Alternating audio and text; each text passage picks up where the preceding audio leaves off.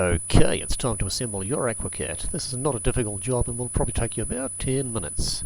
First thing you're going to need to do is mount the gearbox assembly. Pretty simple, slide it on like you see there. Get it loosely in position. Now grab your new chain from the bag. Now you'll need to put this chain over the largest of the cogs and then onto the drive unit. Pull the drive unit up until it looks like it's aligned and there's a modest tension on the chain. Carefully adjust the tri-knobs on the base to tension the unit and you'll be just about ready to go. Now note how we've removed the bicycle's original chain. We just pull this off the main sprocket there and hang it over the end of the derailleur. Okay, gearbox alignment is a very critical part of the process, so do take some care and make sure that you do get it correct. You might actually want to put a little bit of a mark on your frame, so next time you don't have to wait so long to go riding. Now when you've got that in place, you'll need to start assembling the frame. So take the rear assembly and attach it to your bicycle frame just as you would a bicycle wheel. Don't tighten it up too much yet. Alright, with the back end on, it's time to do the front. You'll need to grab your rudder assembly and the front mounting bracket from your bag and also the 1 metre long centre tube. Slide the centre tube into the rear mount assembly.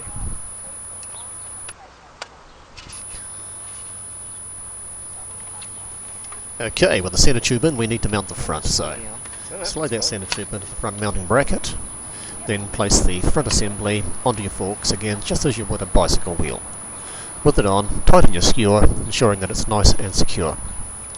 At this stage, go to the back of the craft again, tighten your rear skewer and ensure everything is firm and rigid.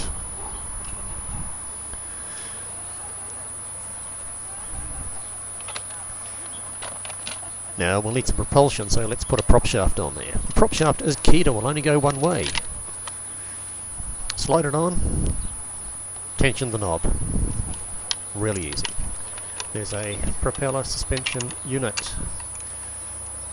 Squeeze the base and position that onto the rear mounting frame. Alright, we're getting close. Now the fun part. Remove the pontoons from the bag, lay them out on a nice flat surface. You're going to need to pump these little suckers up, so once you've got them laid out, make sure that you open the pontoon valve, depress and rotate it clockwise. That will lock it into the inflation position. If you don't do that, what air you put in is going to come straight back out again, and trust me, that's frustrating. Alright, that done, we're going to need to add the pontoons to the bike. Now to do that, put the claws on.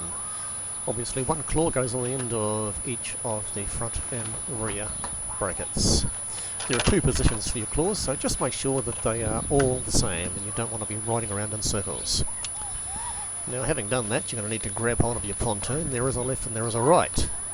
And carefully make sure that the pontoon is square to the unit and align the A alignment mark on the rear of the pontoon with the centre of the claw.